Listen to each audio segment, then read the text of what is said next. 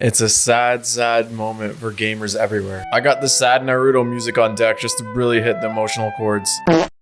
Welcome back to the dodump. So at the end of last week, we got some pretty heartbreaking news. This happened right after Sony's State of Play, so I didn't cover it because, you know, all the Pokemon news happened. But Japan Studio, a first-party developer for PlayStation games, effectively shut down. Well, they didn't necessarily shut down. It's a bit of a reorganization or reconstruction. You see, the studio in Japan was set to make games to appeal to a Japanese audience first, and then the global market after. Sony's approach to game development these days is vice versa. They want to appeal to the global audience first, and then if the Japanese market likes it, well, that's a plus too. It's with the shift in focus and targeted market that the shift in focus and power was also seen. Most directive or project lead power was seen to be given to the team in California rather than the team in Tokyo. The most prominent team supported of the Japan studio in California's studio, I know that's confusing. Company's name is Japan Studio. We're talking about the studio in California. Is Team Asobi, the folks behind Astro's Playroom. As it's seen that the recent success with Astro's Playroom will go on with the PS5, so they want to shift design focus to that team to appeal to a global audience. The thing is, wasn't Astro's Playroom like given to PS5 owners, or even then it's like one of the only 2 games that was available for PS5 at the time? Seems kind of like it would skew the sales metrics or download playtime metrics, but alright. That's like when all these media outlets were congratulating U2 for all their digital success of the release, when it was forced into people's iTunes library, so no one really had a choice. So anyways, who is Japan Studio? Well, Japan Studio is one of Sony's oldest first-party developers, with exclusive development dating all the way back to the mid-90s. Some of their most celebrated games are things including Ape Escape, Loco Roco, and Parappa the Rappa. Oh man, it's actually really sad to see that go. Japan Studio also had sub-teams like Team Ico, who developed the Shadow of the Colossus series, and Team Siren, who's known for the Gravity Rush series. Also, Japan Studio made the Knack series, so rip Knack fans. So how does such an old, celebrated studio just dissolve like this? Or have such a drastic reorganization that it's completely unrecognizable? Well, like many great things, it only takes a few pillar heads to fall for the whole Colosseum to collapse. Last year, 2 notable directors left Japan Studio, one being Kichiro Toyama, director behind Silent Hill and Gravity Rush series, and the other being Teruyuki Toriyama, who's the director behind Bloodborne and Demon Souls remake. Both of them left last year, with Silent Hill director Toyama going to start his own studio, Boca Game Studio, who's already went off to tease the concept art for a survival horror game that's in the works. Looks really cool. It's like all body horror. Looks like the thing. Director head's leaving is already a red flag, and reportedly contracts to all other sub-teams within Japan Studio was not renewed, and the only contract that was renewed was Team Asobi. Some developers and artists that left Japan Studios reportedly went to Team Boca. Now, this is not an uncommon thing that's seen in the industry, where studios reorganize, directors and leads change to go to different or start their own studios, and some of the designers follow suit. A perfect example of this is Capcom and Platinum, where Platinum is made from ex-Capcom devs and former Platinum dev going off to make their own studio, M2, who collaborated a bunch with Capcom, as seen in the Resident Evil 3 remake. So yeah, a common thing in the industry where creative talents and collaborations are still seen in the industry, just at a loss of some IPs. I'm kind of curious about the next Sony exclusive FromSoft game, with Toyama leaving. I heard positive things about Astro's Playroom, but at what cost? For me, all the games mentioned like Ape Escape and Patapon, yeah, they're kind of sleepers in the Sony market, but they were kind of what I thought about when I thought of Sony exclusives. You know, some of the more cartoon exclusives, and to be dropped for effectively what is just stated as, hey, you're just not profitable enough. You hate to see it. In random news, as we are talking about Sony and Sony exclusives, we covered last week how we were yet to see more Sony exclusives make its way to PC. Well, Monster Hunter Rise, what that was thought to be a Nintendo Switch exclusive, is going to be coming to PC just a year after the Nintendo Switch release. Capcom producer Rozo Sugimoto stated themselves that the PC version of the game won't launch until 2022, which isn't that long of an exclusive lock. Still waiting on Bloodborne PC. I guess the premiums of having these games being console exclusive is on the rise, and you gotta shell out some massive